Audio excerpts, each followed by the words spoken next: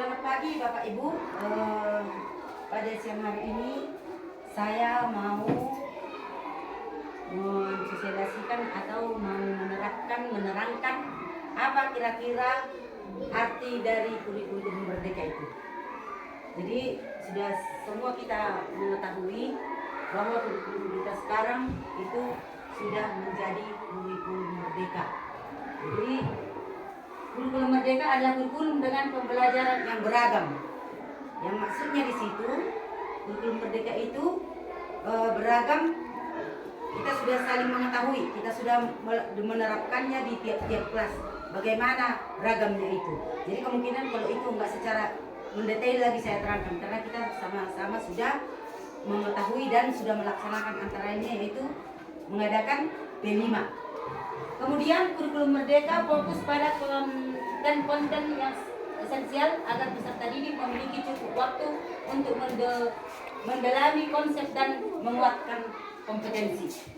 Jadi konten-kontennya apa saja?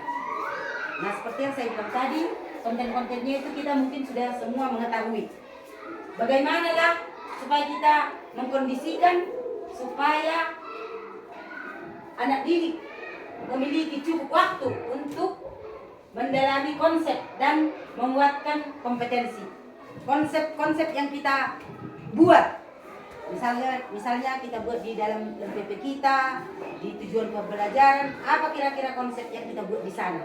Jadi di situ harus kita bisa menerapkan atau menerangkan kepada anak-anak bagaimana sebenarnya menuju konsep yang kita buat itu supaya tercapai, supaya anak-anak mempunyai waktu yang banyak untuk memahami, untuk meningkatkan kompetensinya. Jadi saya rasa kita sudah melaksanakannya, tidak usah lagi secara terinci. Kemudian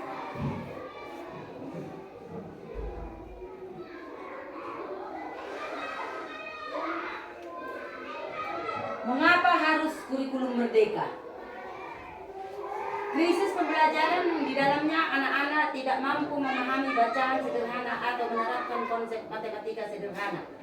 Krisis, artinya krisis itu berarti minim. Berarti kenapa harus kurikulum merdeka? Tadi itu pertama sudah kita bahas, kurikulum merdeka itu mempunyai banyak beragam. Jadi di sini krisis pembelajaran yang di dalamnya anak-anak tidak mampu memahami bacaan sederhana atau menerapkan konsep matematika sederhana. Jadi krisisnya pemikiran anak. Kurikulum sebelumnya rupanya kenapa? Misalnya kurikulum CBSA, K13 dan segalanya yang tidak kita lalui itu kenapa rupanya? Jadi kemungkinan oleh pemerintah dicek, diteliti, masih ada kurikulum yang paling bisa terinci untuk pemahaman kepada anak-anak lebih gampang. Jadi kemungkinan oleh pemerintah dikaji, diciptakanlah kurikulum merdeka. Mengapa harus kurikulum merdeka? Karena kurikulum merdeka ini bisa mengajak anak-anak, dia difokuskan kepada peserta didik. Bisa dia mengajak anak-anak berbaur, mengerti. Karena kebanyakan dia anak-anak langsung ke lapangan, berbuat. Kurikulum sebelumnya, metode kita hanya metode ceramah, jarang untuk memakai media belajar. Jadi kalau di kurikulum merdeka ini diharuskan, tidak bisa tidak. Karena krisisnya pengertian pemahaman anak-anak, makanya diciptakan kurikulum merdeka agar mampu memahami bacaan sederhana. Nah, kalau bacaan sederhana misalkan usah lagi panjang lebar saya terangkan, kita sudah mengerti itu. Atau menerapkan konsep matematika sederhana. Bagaimana bacaan sederhana dan konsep matematika sederhana. Jadi mengatasi krisis dari pemikiran anak ini, makanya diciptakan kurikulum merdeka. Kemudian kurikulum merdeka sebagai bagian penting dalam upaya memulihkan pembelajaran. Kurikulum merdeka itu sebagian penting sebagai bagian penting dalam upaya memulihkan pembelajaran. Memulihkan pembelajaran. Jadi yang selama ini kita hanya di kelas masuk, buka halaman sekian, kita hanya ceramah, kita buka halaman sekian misalkan, baca, baca. Terus kita mulai dari misalkan di kelas 2 Jampel, hanya berbicara kita. Kesempatan sama anak-anak tidak ada kita kasih untuk mau bertanya, mau apa. Itulah kurikulum sebelumnya. Tapi di kurikulum Merdeka memang di ke-13 pun sudah ada diterapkan anak-anak itu supaya bisa menemukan sendiri. Namun lebih terinci lagi di kurikulum Merdeka ini. Mereka diajak berpikir kritis. Kita serahkan kepada mereka. Misalkan konsep kita atau tujuan pembelajaran kita hari ini, misalnya kita belajar IPA, kita hanya mengasih bimbingan atau apa namanya kata kuncinya.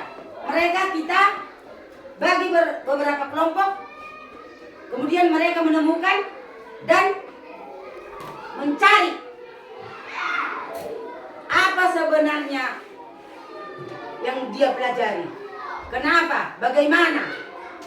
Nah, itulah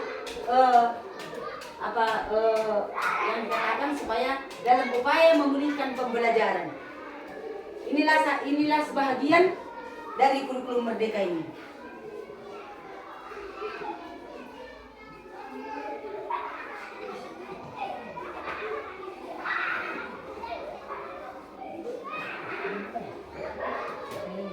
Nah, kemudian keunggulan kurikulum Merdeka lebih sederhana dan mendalam, fokus pada materi yang esensial dan mengembangkan kompetensi peserta didik pada fasenya.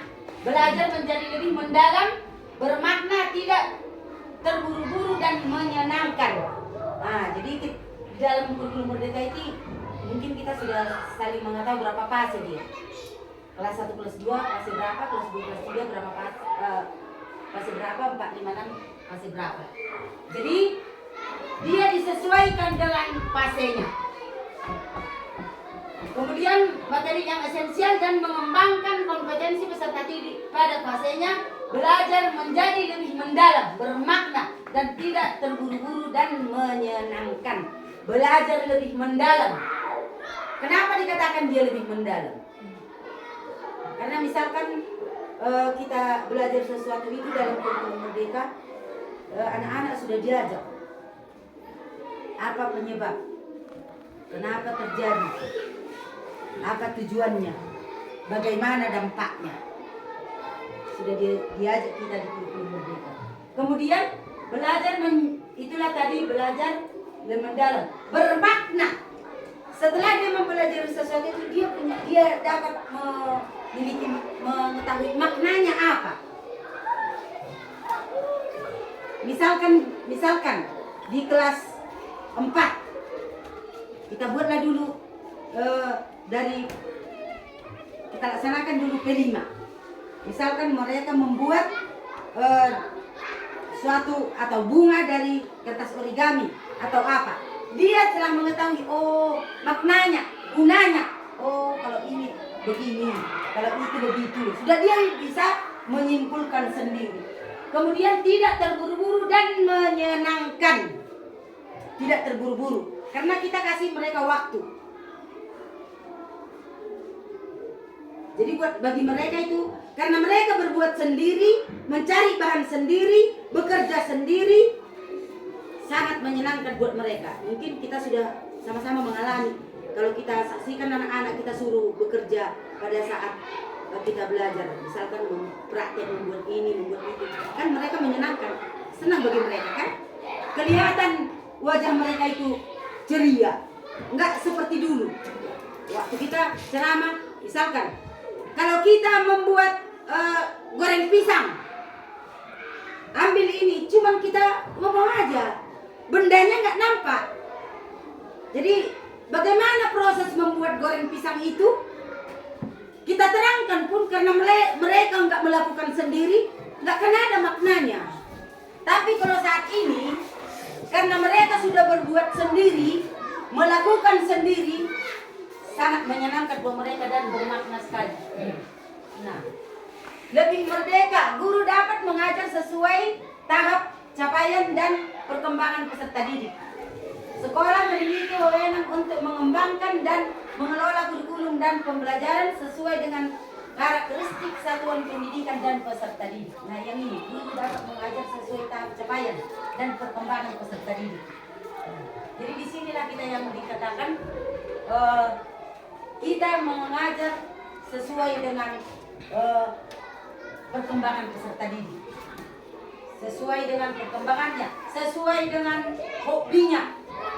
Makanya di kurikulum merdeka itu kita dibuat kelompok.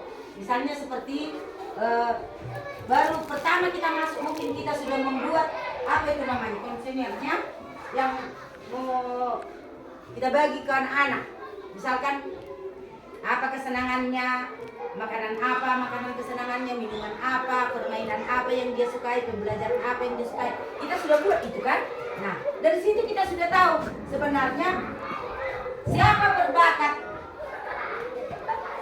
untuk olahraga, seperti makanya di buku itu dibuat seperti seni musik.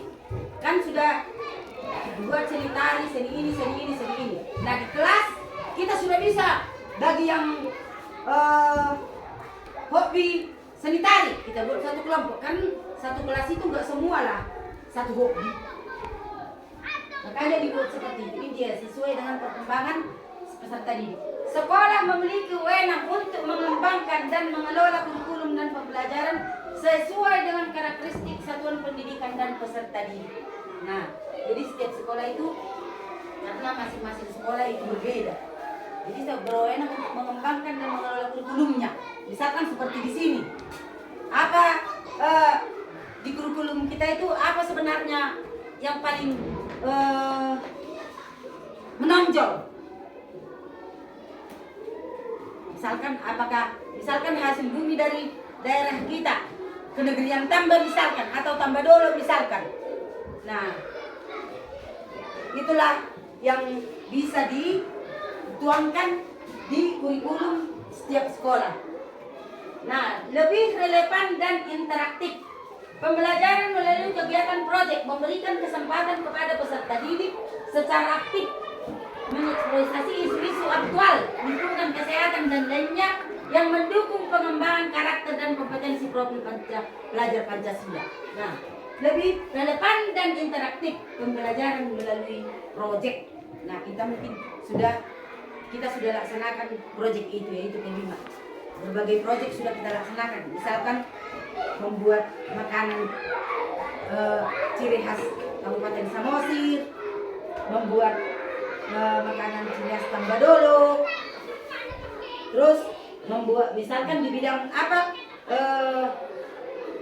kewirausahaan, kita sudah mengajak anak-anak menanam sayur dan mereka menjajakan sendiri di waktu reses. Itu sudah kita lakukan.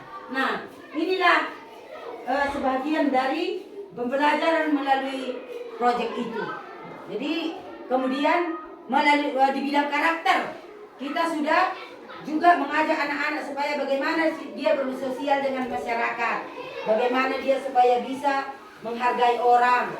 Kemudian kita sudah juga mensosialisasikan kepada mereka supaya jangan terjadi bully atau saling mengejek, memojokkan teman dan sebagainya. Itu sudah kita lakukan. Nah, saya rasa untuk hari ini cukup dulu sekian. Bisa lain kali kita perdalam lagi untuk kurikulum merdeka ini. Oke, jadi saya mengharapkan bila ada misalkan nanti dari Bapak Ibu guru yang perlu diperjelas atau ada pertanyaan atau apa, saya harapkan nanti kita bisa mengisi refleksi atau nanti saya akan buat beberapa pertanyaan yang mau kita jawab. Jadi untuk saat ini cukup dulu sekian. Semoga apa yang saya paparkan ini bisa bermakna dan bisa kita lakukan. Di lain kesempatan nanti bisa kita lebih perdalam lagi. Nah, atas perhatian Bapak Ibu guru sekalian, saya ucapkan terima kasih. Horas.